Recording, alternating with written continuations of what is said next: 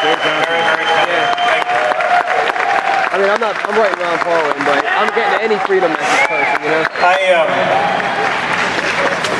I did want to tell you a little bit about myself, and that is that I have been an entrepreneur my entire life. I started a handyman business in Albuquerque in 1974, and actually grew that business to employ over 1,000 people. I sold that business in 1999. Nobody lost their job, and they're doing better than ever. I had never been involved in politics prior to running for governor of New Mexico. Complete outsider. I went and I introduced myself to the Republican Party a couple of weeks before I announced, and what they said was, "We like you, we like what you've got to say, we're going to include you in all the debates and all the discussions, but you just need to know that you will never get elected. That it's not possible to come from completely outside of politics and get elected governor in a state that's 2-to-1 Democrat."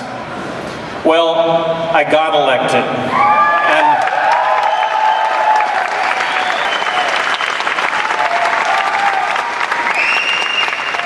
I vetoed 750 bills while I was governor of New Mexico. I had thousands of line item vetoes as governor of New Mexico.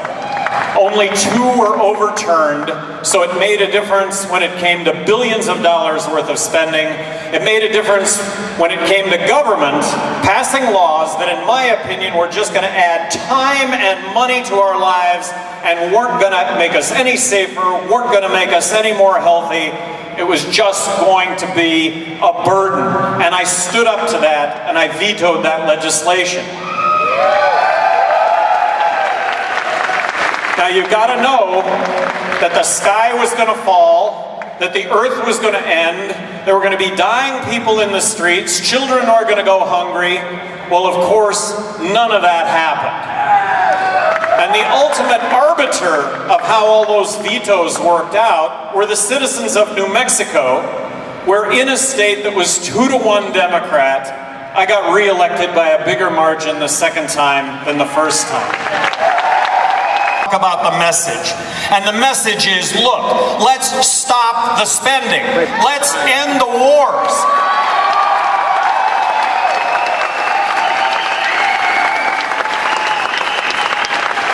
Let's abide by the Constitution of the United States.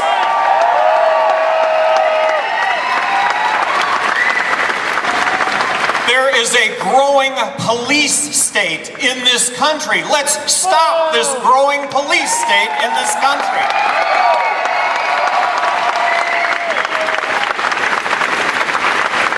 Now, going forward, it's really important to recognize that there are other third-party candidates, okay? It's not just the Libertarian Party. But the Libertarian Party is going to be on the ballot in all 50 states.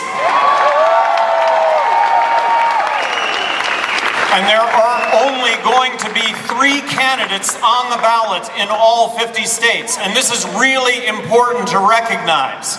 So when you talk about the 3 candidates that are going to be on in the general election come the fall, there are some really, really important distinctions here between the 3.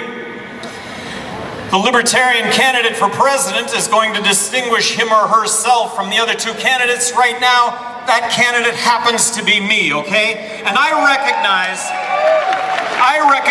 that each and every one of you would be doing what I'm doing right now if given the opportunity, but I've been given this opportunity and I'm trying to make the most out of it.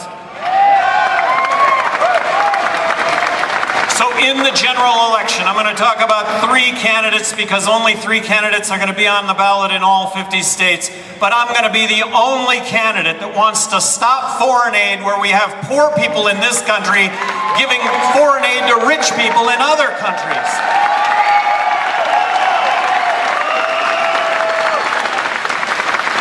I'm going to be the only candidate that does not want to bomb Iran.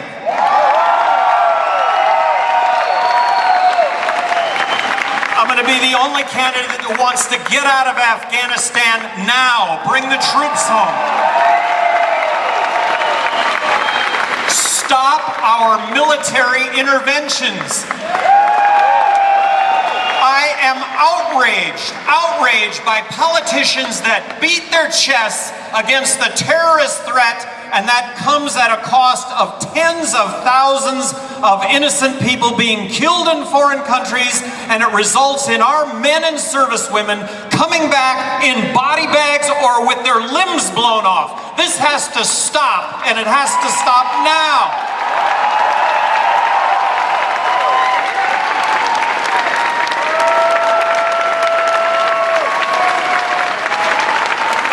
Fair tax, I really think it's the template to zero taxes. I am the only candidate that would sign legislation to abolish the Federal Reserve. It's a rigged game. It's a rigged game. Federal Reserve gives money to the banks for 0%. The Fed loans money, gives money to the banks. The banks buy treasuries, profiting off you and I with no risk whatsoever. This is not what this country is about. Paul.com. And don't forget the Ron Paul forums, too. But also, of course, LouRockwell.com, where Ron Paul reads every day. And avoid the propaganda by looking at antiwar.com. And incidentally, I wouldn't be altogether unhappy if you paid me a visit at tomwoods.com. But whatever you do, remember the example of Dr. Paul. In a world of cowards, stick to your principles. In a sea of lies, tell the truth. Into the darkness, shine a light. Do those things, be that person. That is what Ron Paul wants from you. Now, the earliest appearance of the word liberty in writing comes down to us from ancient Sumer in Mesopotamia in 3000 BC. So the land between the rivers, Sumer. We find it in that civilization's cuneiform script. So you and I, that means, are engaged in a struggle that has been going on long before we were born and will persist long after we're dead. The struggle between liberty and power. And so be courageous and studious and persistent. Remember that the one person on this earth you have full power to improve is yourself.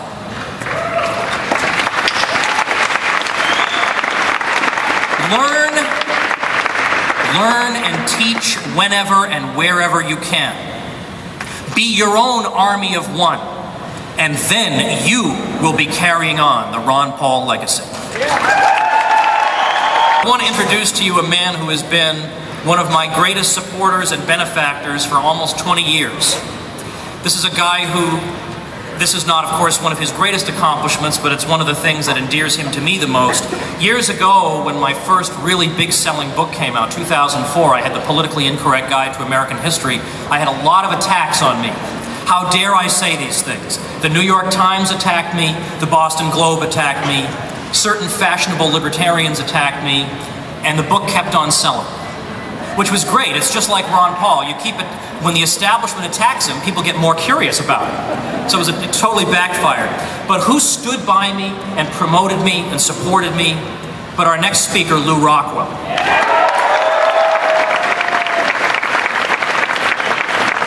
Well, great to be here, and I want to thank Deborah Robinette, and I know all the many people who put so much time into putting this program together. It's an honor to be here and to be with you. I want to talk about Ron Paul in the future. One of the most thrilling memories of the 2012 campaign was the sight of all those huge crowds who came out to see Ron. His competition, meanwhile, couldn't fill half a Starbucks. When I worked, as Tom mentioned, as Ron's chief of staff in the late 1970s and early 1980s, we could only have dreamt of such a result. Now, what was it that attracted all those people to Ron Paul? He didn't offer his followers a spot on the federal gravy train. He didn't pass some phony bill. In fact, he didn't do any of the things we associate with politicians. What his supporters love most about him has nothing to do with politics. Ron Paul is the anti-politician. He tells unfashionable truths. He educates rather than flatters the public. And he stands up for principle even when the whole world is arrayed against him. If the government's propaganda can take root as children grow up, these kids will be no threat to the state apparatus. Indeed, they'll fasten the chains to their own ankles. H.L. Mencken once said that the state doesn't just want to make you obey, it wants to make you want to obey. And that's one thing the government schools do so well. A long-forgotten political thinker, Etienne de la Boétie, wondered why people would ever tolerate an oppressive regime. After all, the people who were governed vastly outnumber the small minority of governors. So the people governed could have put a stop to it all if only they had the will to do so, and yet they rarely do. De la Boétie concluded that the only way any regime could survive was if the public consented to it. That consent could range all the way from enthusiastic support to stoic resignation. But if that consent were ever to vanish, a regime's days would be numbered. And that's why education, real education, is such a threat to any regime. If the state loses its grip over your mind, it loses the key to its very survival. The state is beginning to lose that grip. The media and the political class joined forces to make sure we never found out about Ron Paul. When that proved impossible, they smeared it. All this backfired. The more they panicked about Ron, the more drawn to him people were. They wanted to know, what exactly is it that the establishment is so eager to keep us from hearing? Ours is the most radical challenge to the state ever posed. We aren't trying to make the state more efficient, or show it how it can bring in more revenue, or change the pattern of its wealth redistribution. We're not saying that this subsidy is better than that subsidy, or that this kind of tax would make the system run more smoothly than that one. We reject the existing system root and branch. And we don't oppose all the state's wars because they're counterproductive or overextend the state's forces. We oppose them because mass murder based on lies can never be morally acceptable. We don't beg for scraps from the imperial table. We don't seek a seat at that table. We want to knock the table over. The task before you, before all of us here today. Begin with yourself. Learn everything you can about a free society. As you delve into the literature of liberty, share what you're reading and learning. Start a blog, create a YouTube channel, organize a reading group. But whatever you do, learn, spread what you're learning, and never stop. You've heard it said that the pen is mightier than the sword. Think of the sword as the state. Think of the pen as all of you, each in your own way, spreading the ideas of liberty. Remember that insight of Etienne de la Boétie. All government rests on public consent. And as soon as the public withdraws that consent, any regime is doomed. That's why they fear Ron. That's why they fear us. And it's why, despite all the horrors we read about every day, we may dare to look to the future with hope.